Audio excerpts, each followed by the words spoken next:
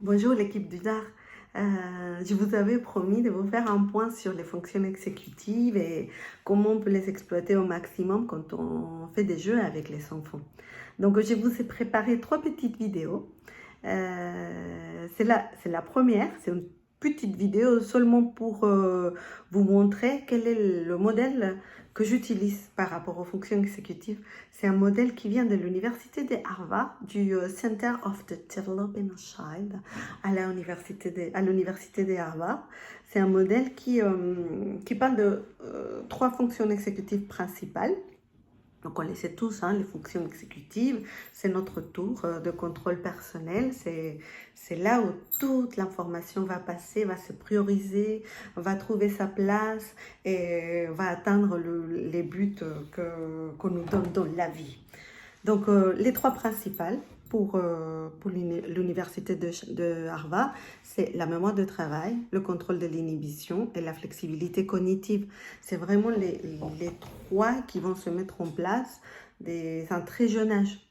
Donc la mémoire de travail, la capacité de maintenir activement les informations, vraiment il faut que l'enfant soit capable de se souvenir qu'est-ce qu'il était censé de faire à chaque tour. Et manipuler cette information pendant quelques secondes, voire minutes pour atteindre un but. Le contrôle de l'inhibition, hein, la capacité de s'arrêter pour réfléchir avant de poser une action. Mais même la propreté. Dans la propreté, il y a déjà le contrôle de l'inhibition. On dirait que c'est le premier geste du contrôle de l'inhibition qu'un enfant fait bien consciemment. Et la flexibilité cognitive, non? La capacité de s'adapter aux changements, et des changements, des perspectives, et d'adopter une posture différente face aux différentes informations. Voilà, c'est les 3 principales et elles vont se mettre en place presque en continu dans chaque activité, dans chaque moment de la vie des enfants. Et après, plus tard, peut-être aussi en même temps, si ces 3 marchent bien, il y aura les fonctions exécutives de plus haut niveau.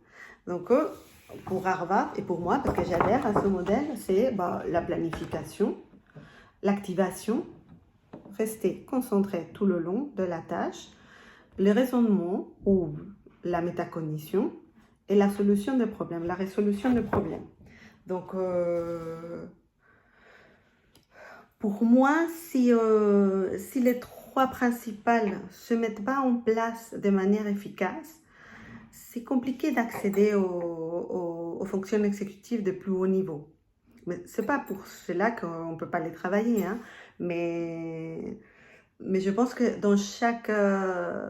dans notre but d'éducateur ou psychologue, il faut toujours, ou enseignant, il faut toujours tenir en compte que au départ, je travaille ces 3-là et après, je vais chercher les autres. Je vais chercher les autres, mais avec ma base déjà bien posée. Voilà.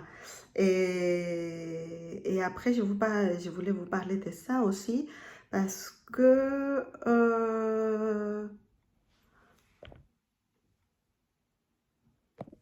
oui, parce que très vite dans la vie d'un enfant qui n'arrive pas à utiliser efficacement, de façon efficace, une des 3 principales, on va le voir tout de suite. On va le voir tout de suite, c'est l'enfant qui n'est pas attentif, c'est l'enfant imprévisible, c'est l'enfant qui gêne les groupes, c'est l'enfant qui ne font pas l'effort pour se maîtriser, on dirait qu'ils font ça de façon intentionnelle. Ils vont rapidement être mis à l'écart. Et souvent, avec nos enfants à nous, les enfants du DAR, ils vont se mettre à l'écart aussi, ils vont les mettre à l'écart aussi, pas seulement par rapport aux fonctions exécutives, parce que nos enfants ont en plus un handicap plus important qui va les mettre à l'écart rapidement. Donc voilà, pour cette première vidéo dans laquelle je vous parle des fonctions exécutives. Je vais vous envoyer aussi la fiche le poster, le visuel, voilà, avec le lien où on peut aller regarder un peu plus le Center of the Developing Child. Voilà.